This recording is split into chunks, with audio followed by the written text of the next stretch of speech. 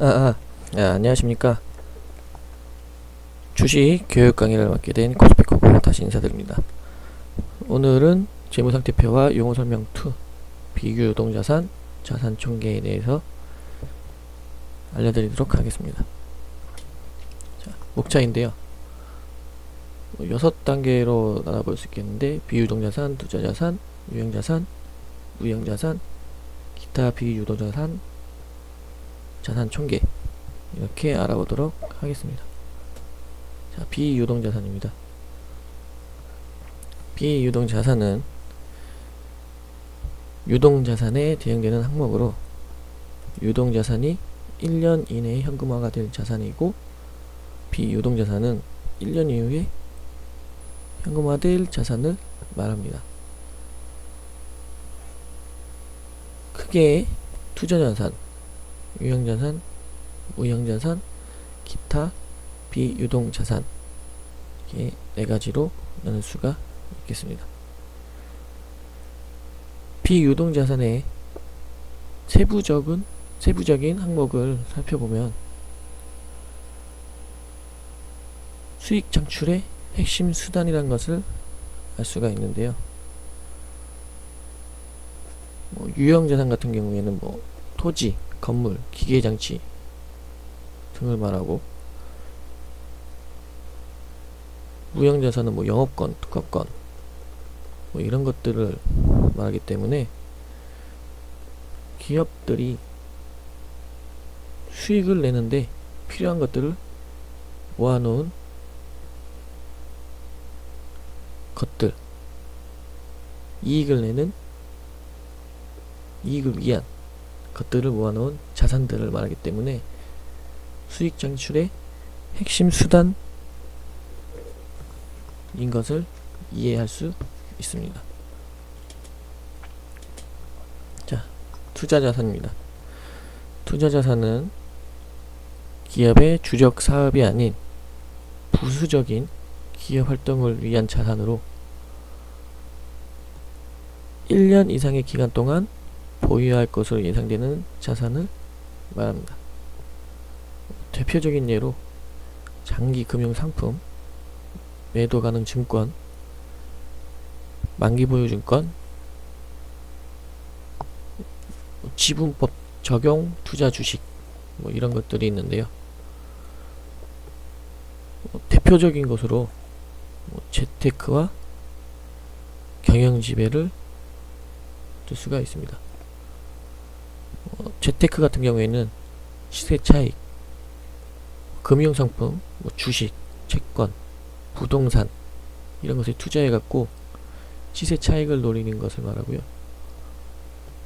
경영권 지배, 경영지배 같은 경우에는 특정 회사의 주식을 20% 이상 취득해서 경영권을 지배한 후에 그 회사의 수익을 공유하는 것을 말합니다. 투자자산 같은 경우에 기업 본연 활동이 아닌 부수적인 활동을 위한 자산이기 때문에 중요하지 않다고 생각할 수 있는데요. 세계에서 가장 유명한 기업 중에 하나인 워렌 버핏의 버크셔 해서웨이, 혹시 들어보셨는지 모르겠는데 대표님이 자주 말씀하시죠. 버크셔 해서웨이. 원래 이 회사는 본업이 섬유제조인데 이 투자자산을 통해 가지고 다른 좋은 기업들을 사들여 가지고 경영 지배를 활용했습니다. 그래서 지금 보면은 50개가 넘는 자회사를 가지고 있고요. 그 가치들을 인정받아 가지고 시가총액이 어마어마합니다. 그렇기 때문에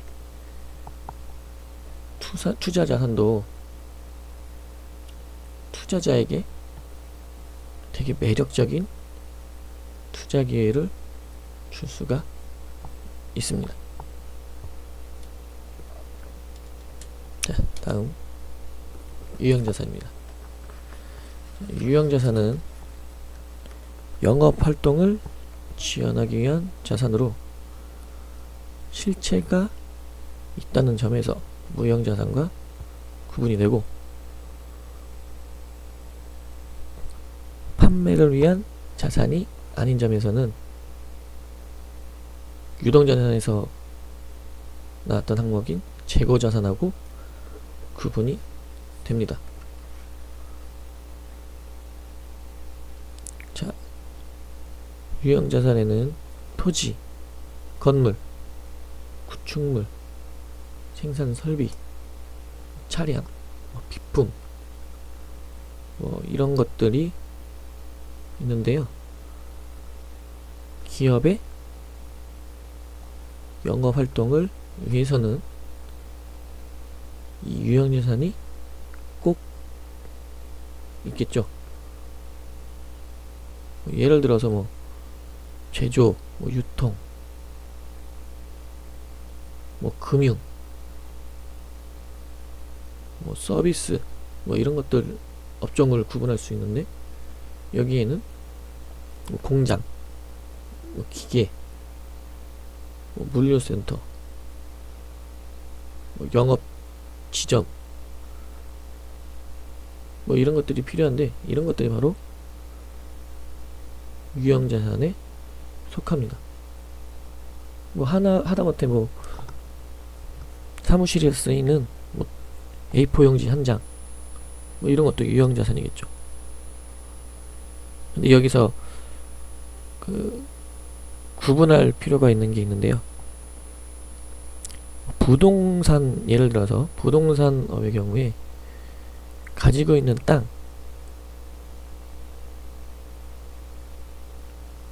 이런 거는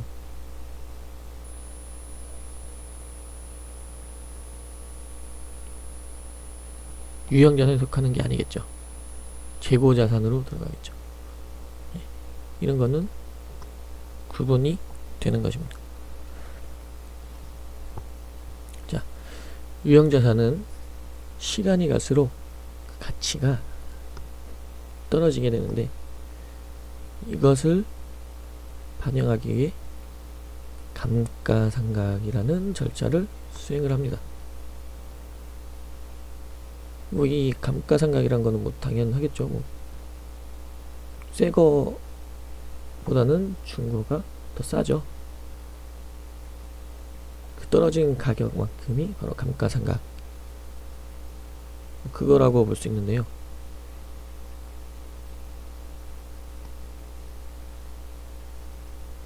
유형자산의 경우에 재투자를 많이 하는 기업이 있을 거고, 적게 하는 기업이 있을 겁니다. 근데 이제 재투자를 많이 하지 않는 기업은 유형자산의 비중이 계속 낮아지겠죠. 감가상각에 의해서 가치가 하락을 하니까. 근데 지속적으로 재투자가 필요한 기업은 비중이 유지가 되거나 바로 증가하거나 이렇게 될 것입니다. 그렇기 때문에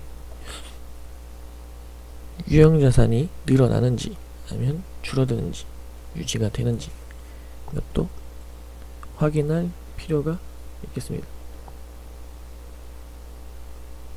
막간 재밌는 일반 상식으로 아까 전에 얘기했던 워렌 버핏은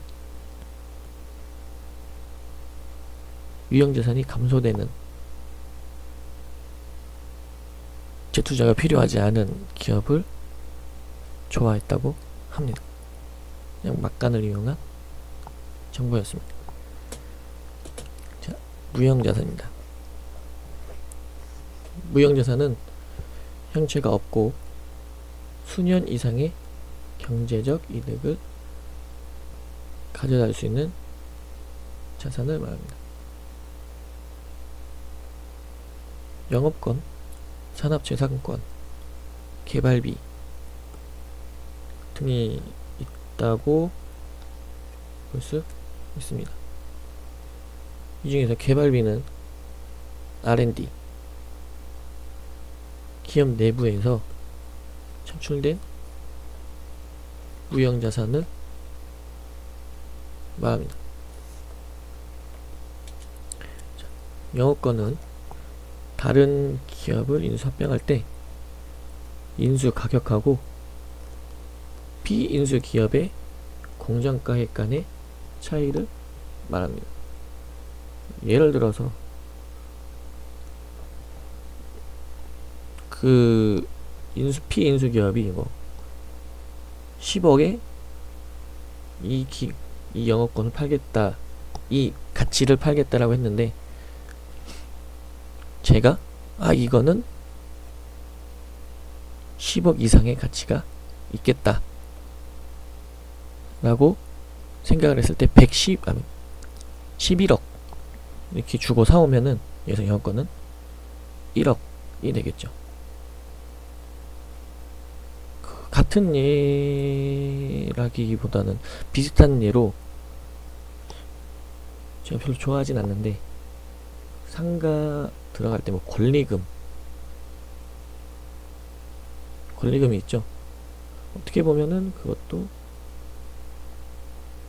공식적으로는 뭐 나타나진 않는데 웃돈을 주고 들어가는 거잖아요.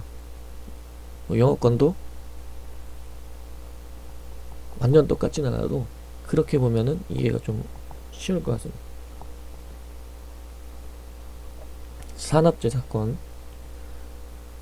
산업재산권은 뭐 일정 기간 동안 독점적, 배타적 권리를 갖는 무형자산으로 뭐 특허권, 실용신안권, 의장권, 상표권 등이 있습니다. 지적재산권 뭐 이런 것도 다 산업재산권에 들어가겠죠.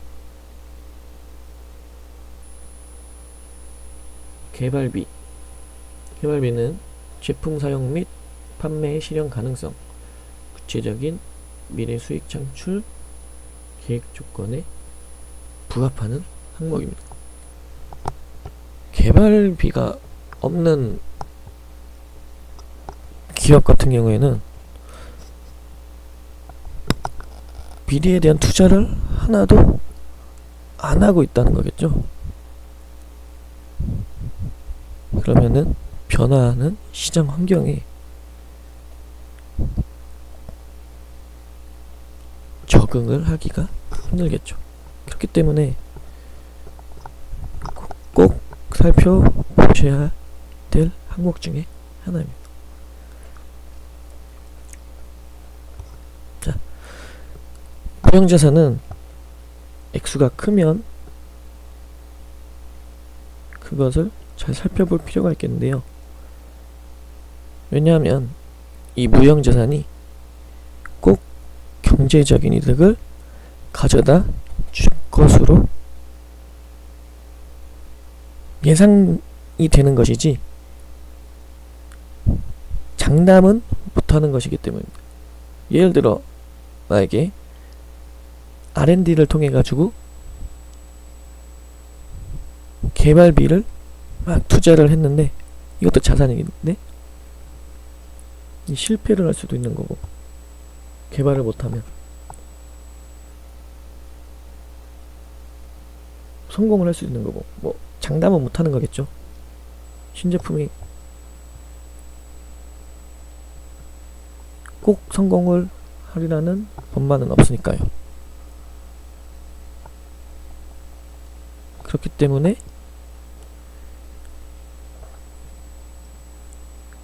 이게 무형자산 항목이 수익으로 보답될 것인지는 자세하게 따져보아야 합니다. 근데 또 여기서 살펴볼 게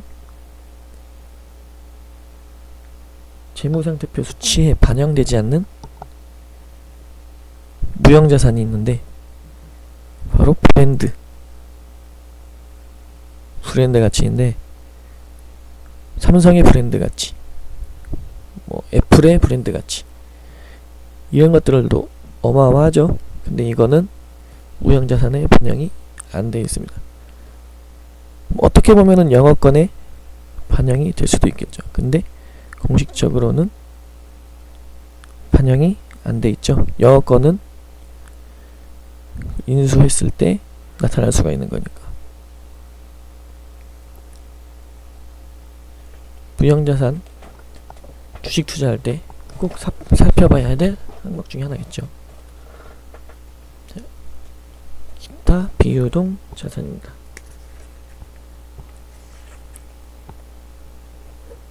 기타 비유동 자산은 1년 이후 현금화가 될 자산 중 투자, 유형자산, 그리고 무형자산에 속하지 않는 자산들을 모아놓은 항목입니다. 세부 항목으로는 이연법인세 자산, 임차보증금, 장기매출 채권, 장기미수금, 장기선급 비용, 뭐 이런 것들이 있는데요. 이연법인세 자산이란 세무상, 결손금 등의 이유로 미래에 경감될 법인세 부담액을 말하는 것이고요. 장기매출 채권, 장기미수금, 장기선급 비용, 뭐 이런 것들은 영업, 비영업 부문에서 1년이 지나서 받을 수 있는 권리에 해당하는 금액입니다.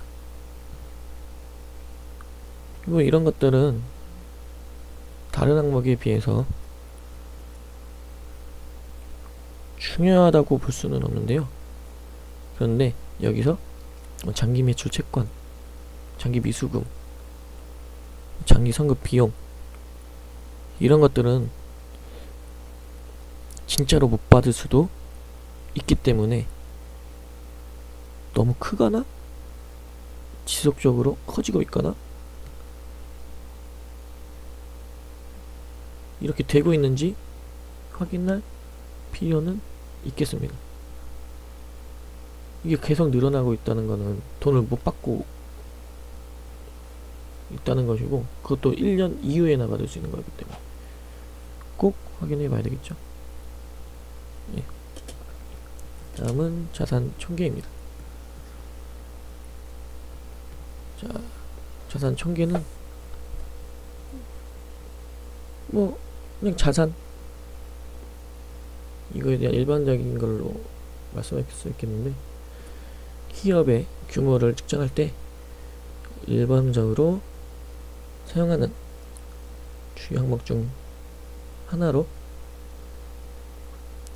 부채 플러스 자본, 수치와 같아야 합니다. 여태까지 나온 게 다 합치면 뭐 자산 총계겠죠. 현금, 주채권, 제품, 공장, 이렇게 기업이 보유하고 있는 모든 것이 바로 자산입니다.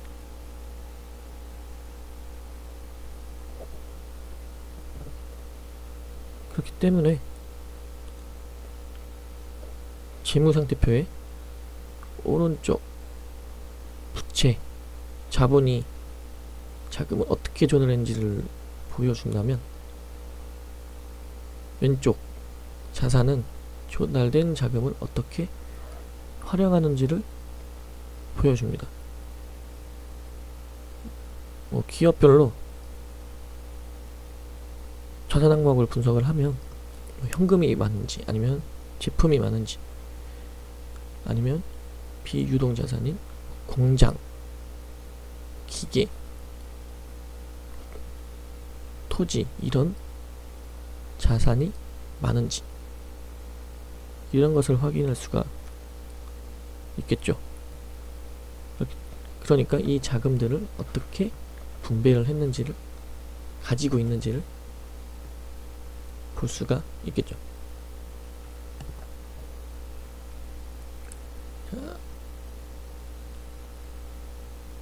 자산 총계, 자산을 통해 기업 활동의 원천을 파악할 수 있습니다.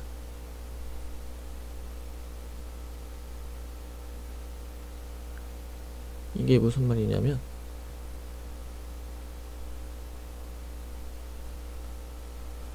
바로 제가 여태까지 설명한 거랑 설명한 게 바로 이 말이죠.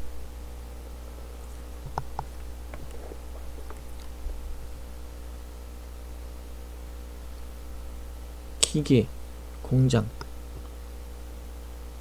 이런 것들은 기업의 주 활동인 영업 활동을 위한 거고,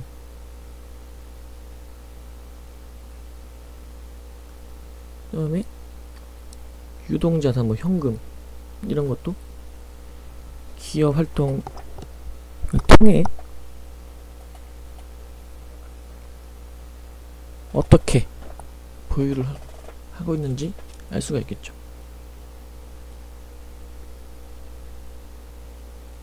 그렇기 때문에 자산은, 총자산 항목들은 바로 돈을 벌기 위한 기업활동 자원 전체이고, 총자산 금액은 기업활동 자원의 총액입니다.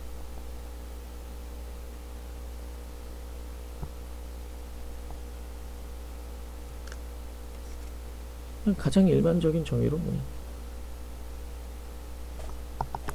자산은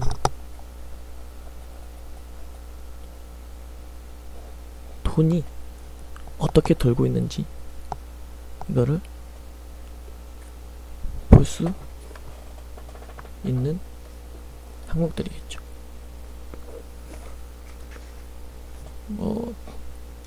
이제 자산에 대해서는 이걸로 마무리가 된 것 같은데요. 다음부터는 이제 부채에 대해서 알아보도록 하겠습니다. 강의 듣느라 수고하셨습니다. 감사합니다.